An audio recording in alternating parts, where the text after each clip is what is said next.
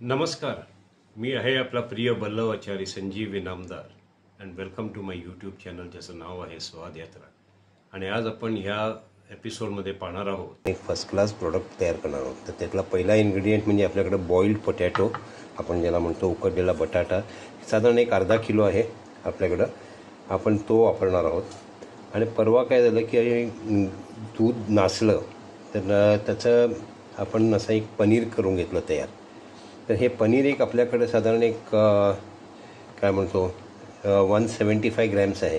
तर ह्या दोन आयटम्स मला असताना मला असं जाणवलं की आपण ह्याचं काहीतरी करावं. तर मध्ये फार वर्षापूर्वी और मे बी एक 2-4 वर्षापूर्वी मी एकदा कटलेट्स और पॅटीज केले होते using this two ingredients basically. आणि ते मी पनीरचा एक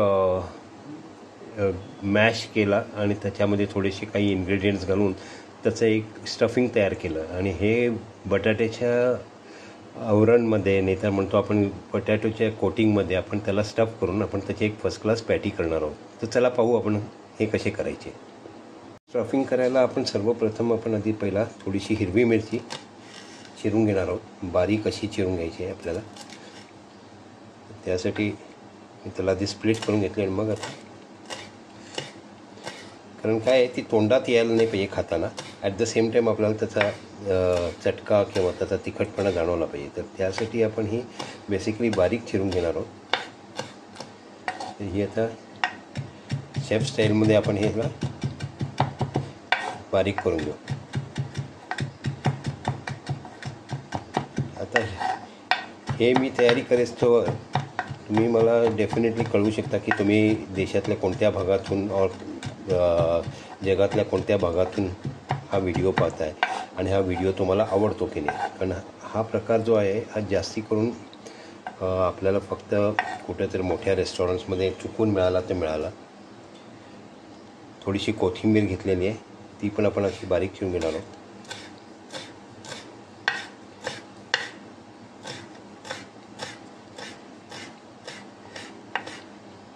माझ्या ॲक्च्युली या चाकूला मी जास्ती धार काढलेली नाही आहे. पण परवा काय झालं की एक नवीन चाकू आणला होता. म्हणजे चाकूला धार करून आणली आणि त्यांनी चिरायला गेलो तर माझं हे बोटच चिरलं गेलं. तर आज म्हटलं आपण जरासं सेफच खेळलेलं बरं थोडे दिवस, हे बोट सरळ होईसवर. आता थोडंसं अजून त्याला फ्लेवर ॲड करायला मग आपण थोडासा पुदिना घालू त्याच्यामध्ये. ओके, आता हे झाले हे बेसिकली म्हणजे वेट इन्ग्रेडियंट्स म्हणायला हरकत नाही त्याला. आता आपण ॲक्च्युली पनीर करताना त्याच्यात थोडे ड्राय इन्ग्रेडियंट्स पण घालणार आहोत, कारण हे झाले फक्त फ्लेवर ॲड करायला. आता बाकीचं आपण काय करणार आहोत ते आपण पाहू थोड्या वेळात. तर आता आपण मिक्सिंग करायला एक छोटीशी परात घेऊ आणि त्याच्यामध्ये हे पनीर जे आपण तयार करून ठेवलेलं आहे घरात ते जरासं क्रश करून घेऊ. आधी त्याला चुरासारखं करायचं आहे आपल्याला आणि हे आपल्याला स्टफिंग करायचं आहे. तर बेसिकली हे आपण बारीक असं करून घेतलं आणि मग आता त्याच्यामध्ये आपल्याला जे काही इन्ग्रेडियंट्स ॲड करायचे आहेत ते घालून मग आपण जरासं त्याला परत एक जीव करू. सध्या आपण फक्त क्रम्बल करून घेतो आहे, त्याला सुट्टं करून घेतो आहे म्हणायला हरकत नाही. आता मगाशी आपण जे हिरवी मिरची, कोथिंबीर आणि पुदिना जी चिरून ठेवली होती ती आता आपण ह्याच्यात ॲड करू.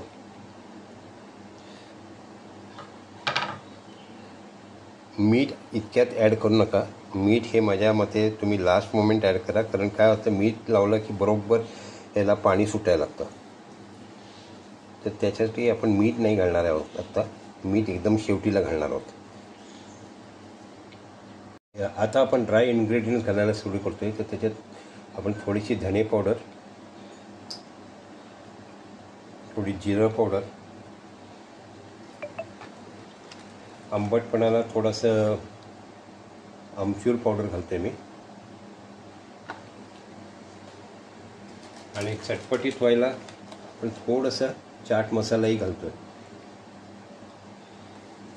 आपल्याकडं आता रेड चिली फ्लेक्स नाही आहेत, नाही तर त्यांनी एक चांगलं टेक्स्चर आलं असतं. बट ठीक आहे, आपल्याकडं बॅडगी मिरची आहे, आपण बॅडगी मिरची थोडीशी घालू त्याच्यात. रेड चिली फ्लेक्सच्या ऐवजी आपण थोडीशी बॅडगी मिरची, ज्याने कलर पण येईल आणि आपल्याला एक थोडासा लाईट तिखटपणा जो पाहिजे तो मिळून जाईल. आता हे सगळे इन्ग्रेडियंट घातल्यानंतर आपण ह्याला एकदा मळून घेऊ चांगल्यापैकी.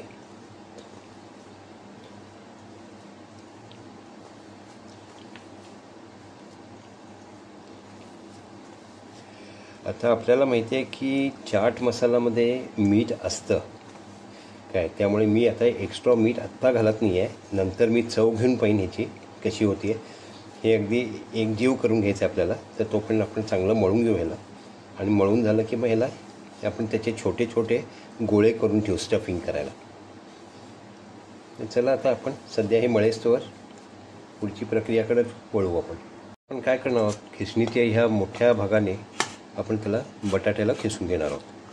तर सगळे बटाटे असे खिसून घेऊ आपण, आणि मग त्यानंतर पुढची प्रक्रिया सुरू करू. तरी गडबडीत असताना आपण जेव्हा बटाटा खिसायला आपल्या बाईकडे देतो, तर तो खिसून झाल्यानंतर एवढा चिकट झालेला असतो बटाटा. तर त्याचा कधी तुम्हाला असं अनुभव आला आहे का? की मला बऱ्याच वेळेला अनुभव आला की आपण आपल्या बाईकडे जेव्हा खिसायला देतो बटाटा, तर तो बटाटाचा लगदा जो असतो तो खूपच असा चिकट होतो, हाताला एकदम वेड्यासारखा चिकटायला लागतो.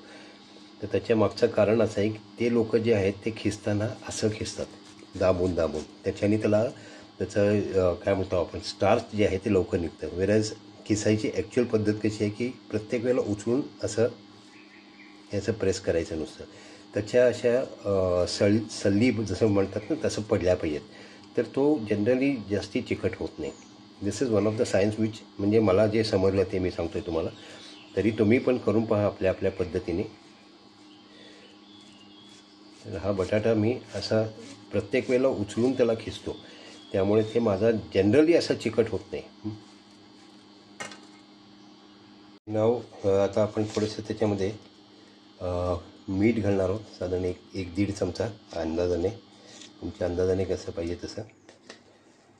मग आपण थोडी मिरी घालणार आहोत त्याच्यात. मी फ्रेशली क्रश मिरी घालतो, त्याचा एक स्वाद वेगळाच येतो. त्यामुळे कधी पण फ्रेशली क्रश घालून बघा. कारण आपण पनीरमध्ये ऑलरेडी हिरवी मिरची आणि लाल तिखट घातलेलं आहे, त्यामुळे आता आपल्याला ह्याच्यात काय परत हिरवी मिरची, लाल तिखट वगैरे काय ॲड करायचं नाही. तर फ्रेशली क्रश ब्लॅक पेपर आपण घातलेलं आहे. थोडंसं आमचूर परत ह्याच्यात पण घातलं आहे, आणि बाइंडिंग व्यवस्थित व्हावं म्हणून थोडंसं एखाद 2 टीस्पून आपण कॉर्नफ्लॉवर घालणार आहोत त्याला. आणि तर हे सगळं जे आहे ते आपण फक्त अलगद मळायचं आहे. आपल्याला फार जोरात चपातीच्या पीठ मळल्यासारखं काही मळायचं नाही आहे. हे अलगदपणे मळायचं आहे आपल्याला, फक्त मिक्स होईल एवढ्यापुरता. कारण काय होतं की आपण जेवढ्या जोरात मळू ह्या गोष्टी, त्याला तेवढंच ते स्टार्च रिलीज करायला लागतो बटाटा वगैरे. तर आपण त्याला ती प्रक्रिया व्हायला द्यायची नाही आहे. आपण फक्त त्याला एक मिक्स होईल एवढंच हे करायचं आहे. कारण ऑलरेडी आपण खिसून घेतलं असल्यामुळे काय आहे की आपल्याला त्याला काही अजून फार मिक्स करायची गरज नाही आहे. फक्त एवढंच पाहिजे की बाबा कुठं असे कॉर्नफ्लॉवरचे नाहीतर मिठाचे वगैरे असे खडे राहू नयेत एकाच ठिकाणी. ते म्हणून ते आपण सध्या मिक्स करून घेणार आहोत. चला, आपलं मिक्स करून झालेलं आहे. आता आपण पॅटी करायला तयार करू. पनीर आपण आता घेतो आहे, आणि तुम्हाला आठवत असेल मी म्हटलं होतं की आपण पनीरमध्ये मीठ घातलेलं नाही आहे. तर ह्या जंक्शनला आपण थोडंसं मीठ घालून घेऊ त्याला, आणि हे मीठ घालून एकदा मळून घेऊ, सो दॅट त्याच्यातले जे काही आपण बाकीचे जे इन्ग्रेडियंट्स घातलेले आहेत त्याचे फ्लेवर्स उठून यावेत म्हणून. आता या पनीरचे आपण साधारण एक 4 ते 5 गोळे तयार करून घेऊ स्टफिंग करायला. साधारण माझ्या अंदाजाने हा एवढा गोळा एक झाला तरी सफिशियंट आहे, खाल्ल्यासारखं वाटतं बेसिकली. तर आपण असे एक 4-5 गोळे तयार करून घेऊ. पनीरचे गोळे रेडी झालेले आहेत, आणि त्याच हिशोबाने आता आपण हे बटाट्याचे गोळेसुद्धा तयार करणार आहोत. फक्त हा ऑलमोस्ट डबल द साईज असणार आहे, कारण आपल्याला ह्याच्यामध्ये स्टफ करायचा आहे तो गोळा. तर आधी पहिले गोळे करून घेऊ एक 4-5, मग आपण त्याला स्टफिंग करायला चालू करू. बटाट्याचे पण 5 गोळे आपण रेडी केलेले आहेत. तर आता आपण काय करणार आहोत, हाताला थोडंसं तेल लावून या गोळ्यांना आपण स्टफिंग करणार आहोत, चिकटू नये म्हणून बेसिकली. तर हा गोळा घेतला आपण, त्याला आधी चपटं करून घेऊ. जेवढं होईल तेवढं असं एक मोठी पॅटीसारखी तयार करून घेऊ आधी. खड्डा करून त्याच्यामध्ये आपल्याला आता ते पनीर घालायचं आहे आणि स्टफ करायचं आहे. हा आपला पनीरचा गोळा. आता हे परत आपण क्लोज करायचं आहे.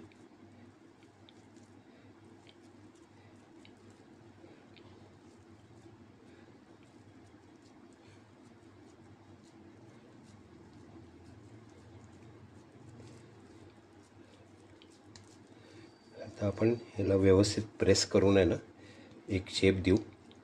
नंतर ह्याला परत थोडंसं एक कोटिंग देऊन आपण त्याला शॅलो फ्राय करणार आहोत. बेसिकली ही पॅटी जी आहे ही तुम्ही एखाद्या बर्गरमध्ये घालून किंवा बनमध्ये घालून किंवा सँडविच मध्ये घालून सुद्धा तुम्ही खाऊ शकता. तर त्यासाठी आपण ही आता ही पॅटी रेडी केलेली आहे. हे अशा आपण सगळ्या बाकीच्या पॅटीज रेडी करून घेऊ. आपल्या 5ची पॅटी पाहिलं तर मस्त लार्ज साईज पॅटी, हे बर्गर पॅटी आपण तयार केलेली आहे. एखाद्या बर्गरमध्ये घातल्यानंतर त्याला चावल्यानंतर माणसाला एक नाही असं काय ते खाल्ल्यासारखं वाटावं. ही पॅटी जी आहे त्याला आपण स्लाइटली कॉर्नफ्लॉवर घालून त्याला कोट करून घेऊ, सो दॅट ती फ्राय करताना चिकटणार नाही ह्याला आपल्या तव्याला.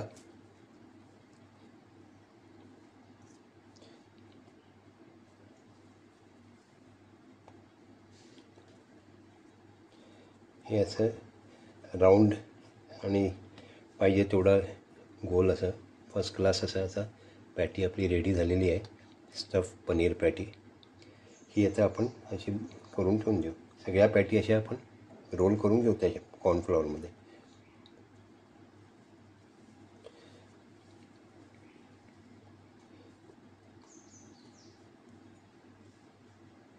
तर आपल्या या 5ची पॅटी आता रेडी आहेत कॉर्नफ्लॉवर कोट करून घेऊन. आणि आता आपण ह्या पॅटी ज्या आहेत त्या फ्रीजमध्ये साधारण एक अर्धा तास ठेवून देऊ, सो दॅट थोडंसं असं स्टिफ होतील त्या, मग तळायला आपल्याला चांगलं होईल.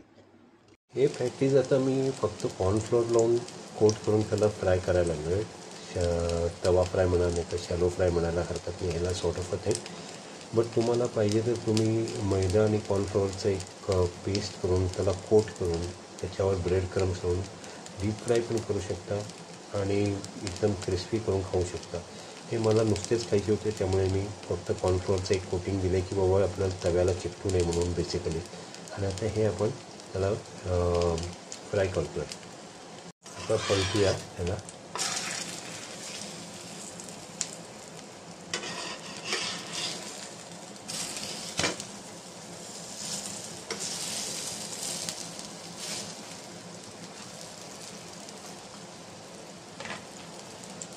कॉर्नफ्लॉवर असल्यामुळे हे तसंही क्रिस्पी होणार आहे त्याचं आउटर कोटिंग.